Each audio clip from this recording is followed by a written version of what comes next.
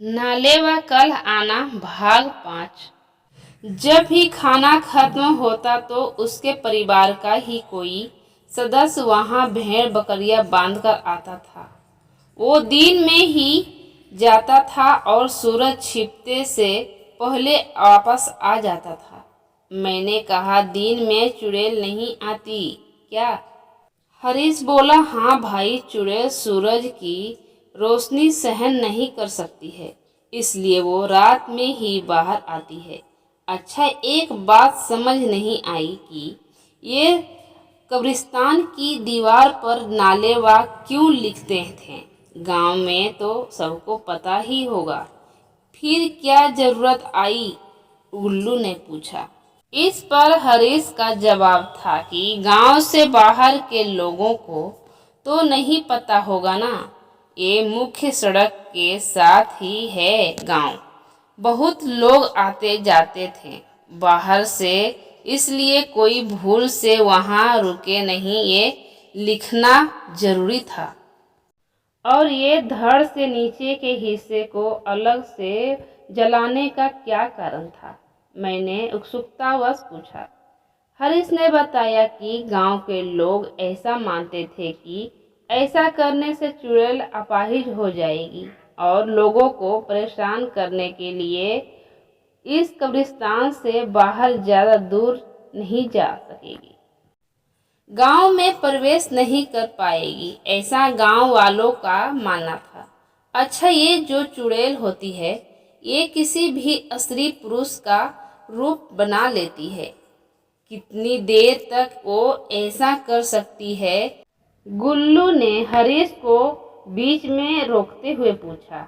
हरीश कुछ कहता, मैं तपाक से बोला, ये तो मुझे पता है, मैंने पढ़ा था कहीं बहुत ज्यादा देर तक वो ऐसा नहीं कर सकती है, क्योंकि जितना ज्यादा समय वो दूसरे के रूप में रहेगी, उसके शरीर से शक्ति कम हो जाएगी और अगर जिस व्यक्ति का रूप उसने लिया है वो सामने आ जाए तो वो तुरंत ही अपने असली रूप में आ जाएगी।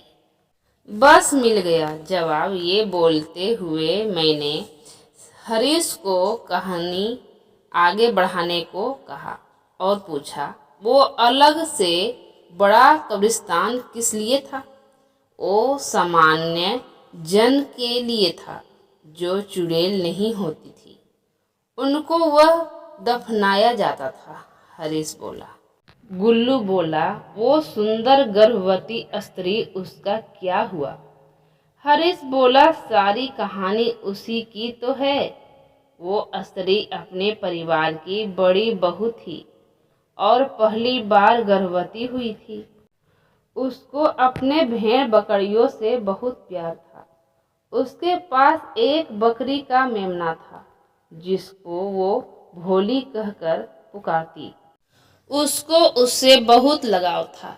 एक क्षण के लिए भी वो उसकी आंखों से ओझल होता था तो वो खाना पीना छोड़कर उसी को ढूंढा करती।